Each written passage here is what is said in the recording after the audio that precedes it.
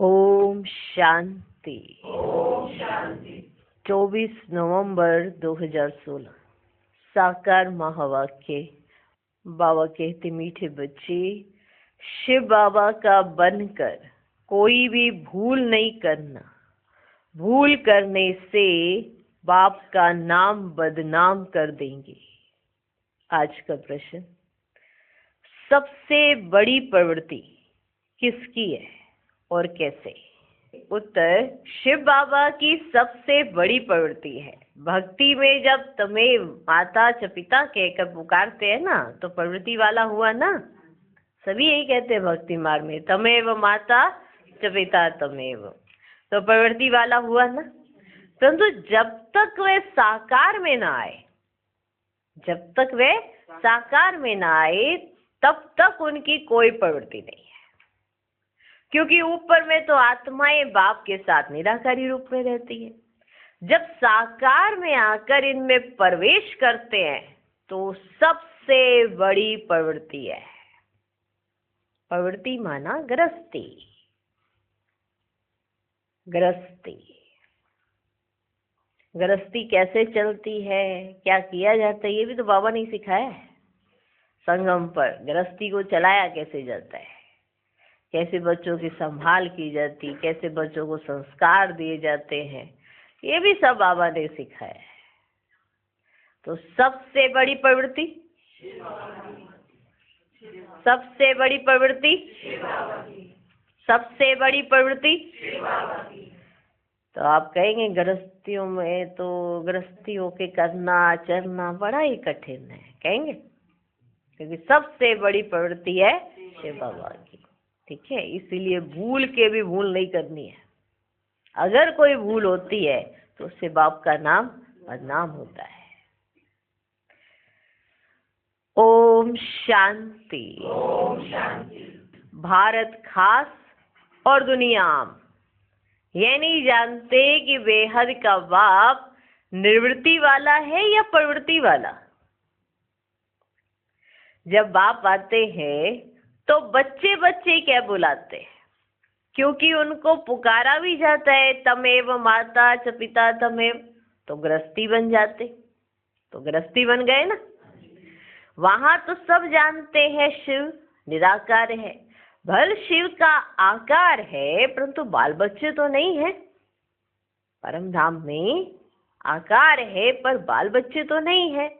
अगर हैं भी तो सब आत्माएं बच्चे हैं, सब एक जैसे बच्चे, इसलिए समझते सब परमात्मा है।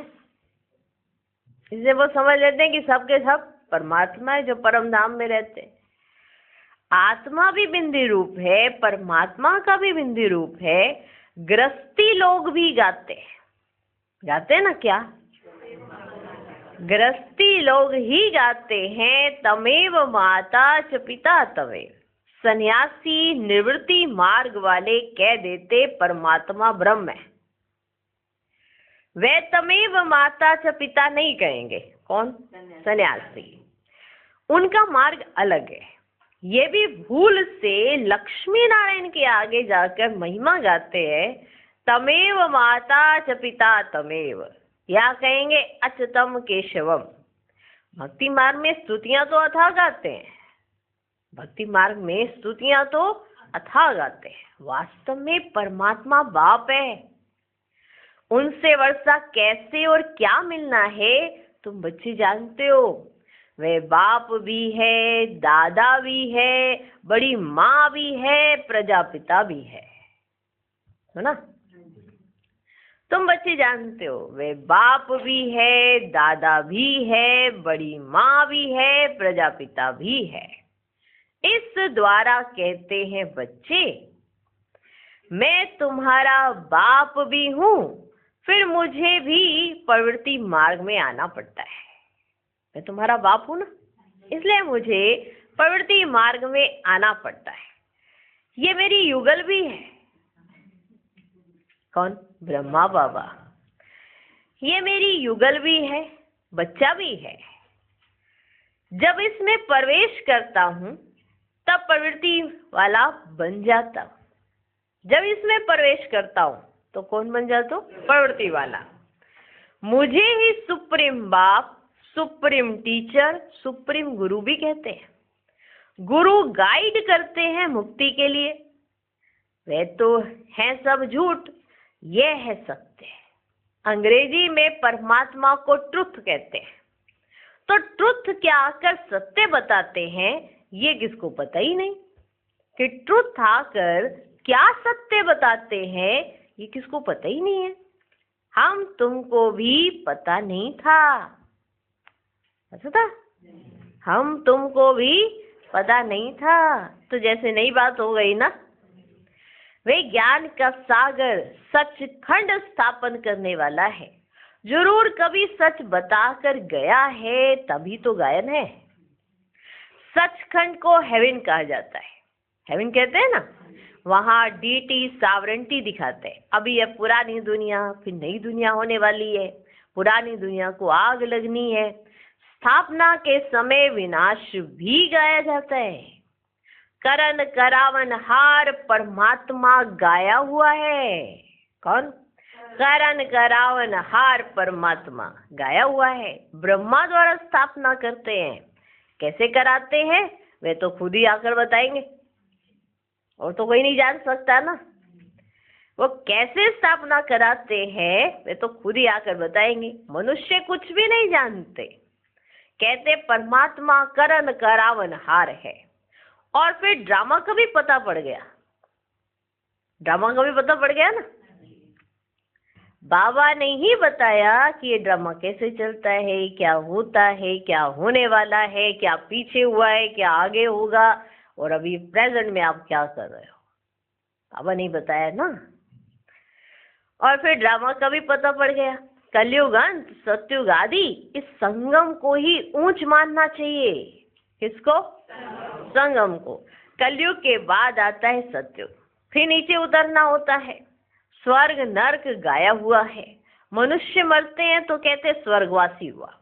जरूर कोई समय स्वर्गवासी हुए हैं, इसका तो यही होता है। बार बार कह देते हैं जब भी कोई मरता है तो कहते स्वर्गवासी हुआ, तो जरूर कोई समय तो हम स्वर्गवासी हुए। एक खास भारतवासी ही कहते हैं, है ना? ऐसे ही है ना, क्योंकि जानते हैं भारत सबसे प्राचीन है, तो जरूर यही हेवन होगा। बातें कितनी सहज है, परंतु ड्रामानुसार समझते नहीं है। तब तो बाप आते हैं समझाने, क्योंकि ड्रामानुसार समझ ही नहीं आती है क्या बातें। इसलिए बाबा आते हैं, फिर हमको समझाते हैं। पुकारते भी हैं, बाबा आओ, पुकारते हैं बाबा आओ, आप में जो नॉलेज है वह आकर हमें दो। पतितों को पावन बनाने आओ। फिर कहते हैं हमारा दुख हर कर सुख दो। परंतु यह पता नहीं कि क्या नॉलेज देंगे। कुछ तो अलग से ही बताएंगे ना। ये नहीं पता कि आकर देंगे क्या। पुकारते रहते हैं, वो कौन सी नॉलेज देंगे किसी को पता ही नहीं था। क्या सुख देंगे अब तुम बच्चे जानते हो। वह बाप है तो जरूर बाप से रचना हुई होगी, हुई होगी। फादर माना रचता, फादर माना रचता। बच्चे ने फादर कहा तो क्रिएशन ठहरे। क्रिएशन भी जरूर कहाँ से पैदा हुई होगी। फिर बच्चों को प्रॉपर्टी भी दी होगी। बच्चे ने बाप कहा तो वो बाप तभी कह सकेगा जब उसको फील हुआ कि मेरा बाप है। अब बाप से वर्षा भी मिलेगा, प्रॉपर्टी भी दी होगी, सुख भी दिया होगा, तभी तो कह रहे हैं सब कुछ। ये तो कॉमन बात है। इसीलिए ही मुझको तमेव माता च पिता कहते हैं। तो बाबा बड़ा गृहस्थी हुआ ना। सभी बच्चे कहते हैं ना बाबा बाबा बाबा, तो बाबा बड़ा गृहस्थी हुआ ना। बुलाते भी हैं, हे माँ पिता आओ, आकर पावन बनाओ। अब फादर तो है, परंतु मदर बिगर रचना कैसे हो सकती है। अब मदर भी चाहिए। फादर तो है, अब मदर बिगर रचना कैसे हो सकती है। ये फिर यहाँ रचना बाबा कैसे रचते हैं, यह बिल्कुल नहीं बात। अब यहाँ रचना कैसे रची जाती है, यह है बिल्कुल नई बात। यहाँ भी बहुतों की बुद्धि में ठहरता ही नहीं है और सब जगह सिर्फ परमात्मा को फादर कह पुकारते हैं। ऐसा ही है ना? क्लियर? यहाँ भारतवासी कहते हैं तमेव माता च पिता तमेव, तो बड़ा गृहस्थी हुआ। बच्चे कैसे होते हैं भी बता दिया, रचता कैसा हूँ ये भी बता दिया, रचता कैसे हूँ ये भी बता रहा कि माता भी तो चाहिए ना, फिर चाहिए ना। लेकिन यहाँ भी ऐसे बहुत है जिनकी बुद्धि में अभी ठहरता ही नहीं है और सब जगह सिर्फ परमात्मा को फादर कह पुकारते हैं। यहाँ दोनों हैं, मदर फादर, तो प्रवृत्ति मार्ग हुआ ना, हुआ ना। वहां सिर्फ फादर कहने से उन्हों को मुक्ति का वर्षा मिलता है। बाकी सब धर्म में क्या कहा जाता है? फादर फादर फादर, मदर नहीं कहा जाता। यहाँ क्या कहा जाता है? Mother father. तो ये प्रवृत्ति मार्ग है। तो कितने गुह्य राज है। बाकी सब जगह क्या कहा जाता है? Father father father. तो उन्हों को कौन सा वर्षा मिलता है? मुक्ति का।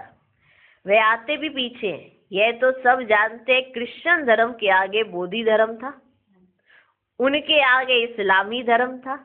इस सीढ़ी में और धर्म तो है नहीं, इसलिए गोले में बाजू में रखना चाहिए, गोला भी बाजू में रखना चाहिए ताकि धर्मों के बारे में बता सके। यह है पाठशाला। अब पाठशाला में सिर्फ एक किताब थोड़ी होगा, पाठशाला में तो मैप्स भी चाहिए, चाहिए ना।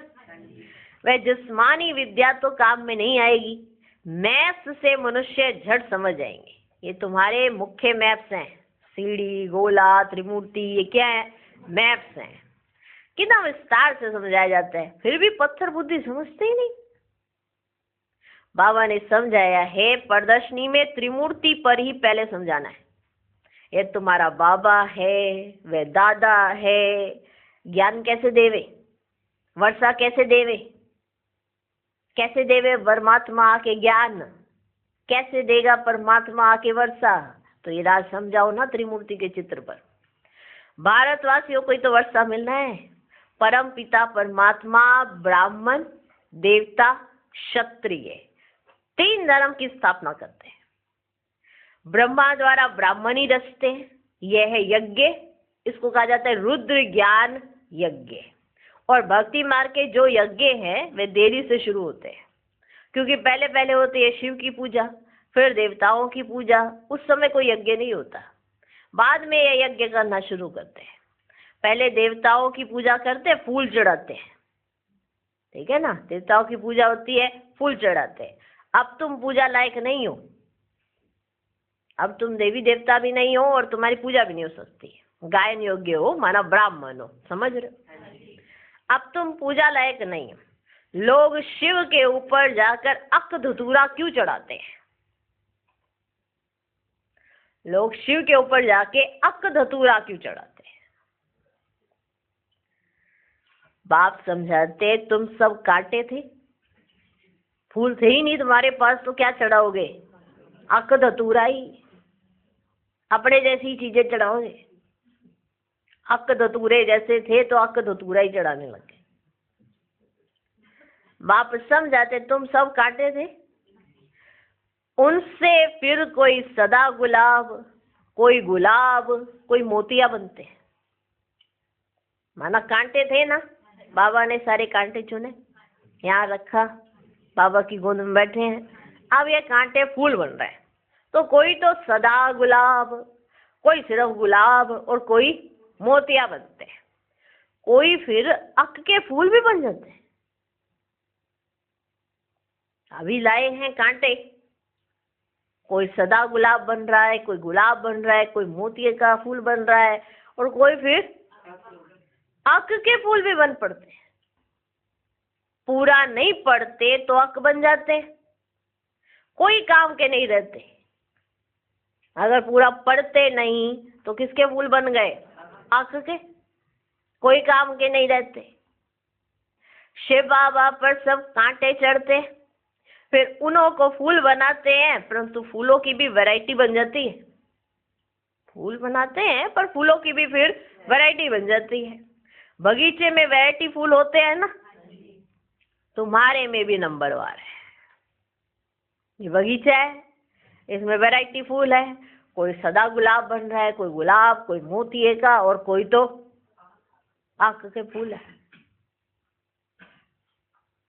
तुम्हारे में भी नंबरवार है। कोई तख्त नशीन होंगे, कोई क्या बनेंगे, ये सब बातें बाप ही समझाते हैं और कोई समझा ना सके। ये जो बातें हैं ये सिर्फ बाबा ही समझाते हैं और कोई समझा ना सके।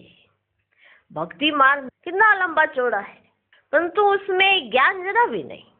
सतयुग में देवी देवता थे, कलयुग में एक भी देवता नहीं, तो जरूर परमात्मा ने मनुष्य को देवता बनाया होगा, बनाया होगा ना। तो बाप आकर ऐसा कर्म सिखलाते हैं जो मनुष्य सीख कर दैवी गुण धारण कर देवी देवता बन गए। अब परमात्मा आएंगे ऐसे छड़ी तो नहीं घुमाएंगे ना, कुछ तो ऐसा सिखाएंगे जिससे लास्ट में कोई ये ना कहे कि हमें क्यों नहीं बताया। बताएंगे सबको, लेकिन सीखेगा कोई कोई। जिसको जितना प्यार होगा परमात्मा से वो उतना ही सीखेगा ना। जिसको मतलब का प्यार होगा वो मतलब का सीखेगा, जिसको दिल का प्यार होगा वो दिल से सीखेगा। तो जो परमात्मा कहेगा वो स्वीकार भी करेगा और वैसा बनेगा भी। अब मनुष्य से देवता बनना है, ये सबको मालूम है। कलयुग में मनुष्य है, सतयुग में देवी देवता होंगे। लेकिन मनुष्य से देवता बनने के बीच के पीरियड में कौन क्या बनेगा ये उसके अपने पुरुषार्थ पर निर्भर है। कैसा उसने पुरुषार्थ किया, कैसी उसने पढ़ाई की, कितना परमात्मा की बात पर ध्यान दिया, कहाँ उसका ध्यान था, ये भी सब उसको खुद भी पता चलता रहेगा। तो वो समझ जाएगा कि गलती किसकी थी, मेरी अपनी। भूल किसने की, मुझने खुद ने। इसलिए पद फिर नंबरवार हो जाएंगे। तो अभी तो परमात्मा ऐसे कर्म सिखला रहे हैं जो हम सीख जाएं, सीखने के बाद दैवी गुण धारण करें और फिर देवी देवता बन जाएंगे। ठीक ठीक। तो बाप आकर ऐसा कर्म सिखलाते हैं जो मनुष्य सीख कर दैवी गुण धारण कर देवी देवता बन गए। और धर्म वाले क्या सिखलाएंगे, क्योंकि उन्हों को तो ऊपर से उनके पिछाड़ी में आना है। उनके धर्म की आत्मा नीचे है ही नहीं। वो धर्म स्थापक आएंगे और उनके पीछे परम धाम छोड़कर उनके धर्म की आत्माएं आएंगी। तो वो सिखाने कुछ नहीं आए, मैसेज ही देने आए। किसको, जो थी, जो नीचे ही थी, समझे। तो उनके पिछाड़ी तो उनके धर्म की आत्माएं आती हैं, तो वो उनको थोड़ा कर्म सिखलाने आएंगे। वो तो आ ही रही है परम धाम से। तो वे सिर्फ पवित्रता का ज्ञान देते हैं, वो कुछ और नहीं सिखलाते, सिर्फ पवित्रता का ज्ञान देते हैं, पवित्रता की पहचान देते हैं। सॉरी, जो भी धर्म स्थापक करता है पवित्रता की पहचान देते हैं, पवित्रता का ज्ञान देते हैं। क्राइस्ट जब आता है तो क्रिश्चियन तो कोई है नहीं, ऊपर से उनके पिछाड़ी आते हैं। सबसे पहले क्राइस्ट नीचे आए। अब क्रिश्चियन धर्म की जो आत्मा है वो तो परमधाम में ही है, वो धीरे धीरे नीचे आती जाएंगी। लेकिन क्राइस्ट मैसेज कितनों को देने आए, किसको देने आए? ये जो नीचे थे उन्हों को पवित्रता का महत्व समझाने आए। अब क्रिश्चियन धर्म की जो आत्माएं थी वो तो उनके पीछे आती ही जाएंगी। इतनी वंडरफुल बात है। क्राइस्ट जब आता है तो क्रिश्चियन तो कोई है ही नहीं, ऊपर से उनके पिछाड़ी आते हैं। बाबा ने समझाया है मुख्य धर्म है 4। जो धर्म स्थापन करते हैं उनका जो शास्त्र है उनको कहा जाता है धर्म शास्त्र। तो मुख्य है 4 धर्म, बाकी सब है छोटे छोटे धर्म जो वृद्धि को पाते रहेंगे। इस्लामी धर्म का शास्त्र अपना, बोधियों का अपना। तो धर्म शास्त्र सिर्फ यही ठहरे। देखो कितना ज्ञान हम सबको दिया जा रहा है, पूरी डिटेल हमें आज यहाँ बैठे ही मालूम चल रही है। धर्म शास्त्र क्या है और छोटे मोटे शास्त्र क्या है। छोटे छोटे शास्त्र वो कैसे बनते चले गए। ब्राह्मण धर्म तो अभी का है, ब्राह्मण धर्म तो अभी का है। वो लोग गाते हैं ब्राह्मण देवताए नमः। तो उन ब्राह्मणों को समझाना है कि परमात्मा जब ब्रह्मा द्वारा आकर ब्राह्मण मुख वंशावली रचते हैं, वही सच्चे ब्राह्मण है। जो कुखवंशावली ब्राह्मण है, उन्हों को ये समझाना है कि जब परम पिता परमात्मा ब्रह्मा द्वारा आकर मुख वंशावली रचते हैं, वही सच्चे ब्राह्मण है।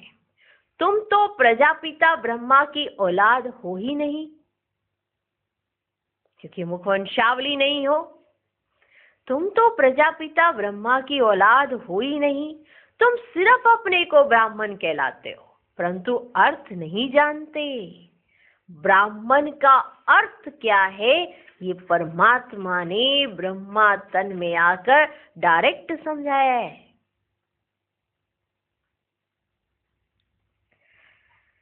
तुम सिर्फ अपने को ब्राह्मण कहलाते हो, परंतु अर्थ नहीं जानते। ब्रह्मा भोजन जब खाते हैं तो संस्कृत में श्लोक पढ़ ब्रह्मा भोजन की महिमा गाते हैं। ऐसे ही करते ना ब्राह्मण, कुखवंशावली ब्राह्मण ऐसे ही करते ना। ब्रह्मा भोजन खाते हैं तो संस्कृत में श्लोक पढ़ते हैं, ब्रह्मा भोजन की महिमा गाते हो श्लोक में। महिमा सारी फालतू करते हैं। उनसे पूछना चाहिए कि तुम ब्राह्मण कैसे ठहरे। पहले तो ब्रह्मा चाहिए, जिस द्वारा परमात्मा सृष्टि रचे। तो सच्चे ब्राह्मण हो तुम। ब्राह्मणों को तो चोटी दिखाते हैं ना, विराट रूप में फिर ब्राह्मण दिखाते ही नहीं। तो ब्राह्मण आए कहां से? तुम अपने को ब्राह्मण कहलाते हो, तो परमात्मा जब आकर ब्रह्मा द्वारा नई रचना रचे तब ब्राह्मण हो। फिर ब्राह्मण ही देवता बनते हैं। ब्राह्मण होते ही हैं संगम पर। इसलिए ब्राह्मण चोटी विराट रूप में दिखाई नहीं गई है, क्योंकि ब्राह्मण होते ही हैं संगम पर, गुप्त। ब्राह्मण होते ही हैं संगम पर। कलयुग में है सब शूद्र। ब्राह्मणों की बहुत महिमा करते हैं। ये सब बातें बाबा समझाते हैं, हमें नहीं पता। ये सब डिटेल परम पिता परमात्मा समझा रहे हैं, हमें कुछ नहीं पता था। ये सब बातें बाबा समझाते हैं। अलफ बे, बाकी है डिटेल। भक्ति का भी समझाना पड़े। देखो इतने विस्तार से आप समझा सकते हो ना, ही सोच सकते हो ना, ही विचार सागर मंथन कर सकते हो कि ब्राह्मण ब्राह्मण कैसे, और ब्राह्मणों को ब्राह्मण पने का अर्थ कैसे समझाना है। ब्रह्मा की औलाद नहीं तो ब्राह्मण कैसे? ये नाम आया कहाँ से ब्राह्मण, कौन से समय में ये आया, उसका अर्थ समझाना है। सच्चे ब्राह्मण कौन, इसका अर्थ समझाना है। ब्राह्मण होते कैसे, इसका अर्थ समझाना है। विराट रूप में चित्र में ब्राह्मण क्यों नहीं, इसका अर्थ समझाना है। तो ये सब बातें हमको किसने बताई? बाबा समझाते हैं। अलफ बे, बाकी है डिटेल। सोचो एक ही जगह पे बैठ के इतना सारा ज्ञान हमें मिल रहा है, कितना ना परमात्मा का शुक्रिया अदा करना चाहिए। एक स्थान पे बैठे पूरे विश्व की जानकारी लेते हो। अलफ बे, बाकी है डिटेल। भक्ति का भी समझाना पड़े। बाबा कह देते तुम कोई भक्त हो, कह देते ना कई बार तुम भक्त हो, गृहस्थी हो, ऐसे कहा जाता है ना कई बार, सुनाते हैं ना कई बार ऐसा कोई, जैसे कोई बच्चा ऐसी कुछ हरकत करता है तो बाबा कहते हैं ना भक्त हो। जिसको ज्ञान समझ में आ जाता है ना, उसको लगता है ये मेरे को भक्त कह दिया, जिसको समझ आया होगा। बाबा कह देते तुम कोई भक्त हो, बाकी बाबा कब गुस्सा आदि नहीं करते हैं। बाप समझानी तो देगा ना, एक बार का प्यार से, दूसरी बार का ऐसे, तीसरी बार का नहीं सुधरे, बार बार वही हरकत करे तो सख्त शब्द इस्तेमाल करने पड़ेंगे कि नहीं करने पड़ेंगे। गालियां नहीं देते, लेकिन ये कहा जाएगा ना कि तुम कोई भक्त हो क्या, तुम्हें समझ ही नहीं आ रही एक ही बात, समझ रहे हो। तो ये कोई गुस्सा करना नहीं है। बाबा को क्या, बाबा तो न्यारा हो गया ना, एक सेकंड में आपको समझानी भी नहीं मिलनी है। बाबा ने एक सेकंड नहीं लगाना, ड्रामा की वो पटरी पे खड़े हो गया बाबा कि ये ड्रामा है, सबका अपना पार्ट है, तो हमारे को समझानी भी नहीं मिलनी है। क्या समझते हो, आज समझानी मिल रही है, इसका मतलब बाबा को अभी भी हमसे उम्मीद है, तो हमें समझानी दी जा रही है। जिस घड़ी समझानी मिलनी बंद हो जाएगी उस घड़ी उम्मीद तो क्या, हम कुछ कर भी नहीं पाएंगे, पुरुषार्थ बंद हो चुका होगा तब। इसके लिए अभी से खबरदार हो जाए। बाप कह देते तुम कोई भक्त हो, बाकी बाबा कब गुस्सा आदि नहीं करते हैं। बाप समझानी तो देगा ना, क्योंकि बच्चे अगर भूल करते हैं तो नाम बदनाम किसका होगा, शिव बाबा का, है ना। अब इन्हों को भी तो फिक्र रहती है ना, ब्रह्मा बाबा को भी तो फिक्र रहती है कि नहीं रहती होगी, बहुत रहती है, कि जो इस तन में आ रहे हैं उनका नाम बदनाम नहीं होने देना है। तो हम सब की एक्टिविटीज दुनिया देखती है तो वो क्या अंदाजा लगाती है, ये सिखाए जाते हैं। अगर हम कुछ डिफरेंट एक्टिविटीज करें तो लोग कहेंगे ना ये भगवान के बच्चे हैं। दुनिया में सभी देख रहे होते हैं ना आपको, तो सभी की धारणाएं क्या है आपको देखकर, वो देखो। तो इसीलिए ऐसा कोई कार्य नहीं करना है जिससे नाम बदनाम हो। तो बाबा का ध्यान जाएगा कि नहीं जाएगा, तो ब्रह्मा बाबा भी तो राय देंगे कि नहीं देंगे, देंगे ना, क्योंकि नाम बदनाम होता है शिव बाबा का।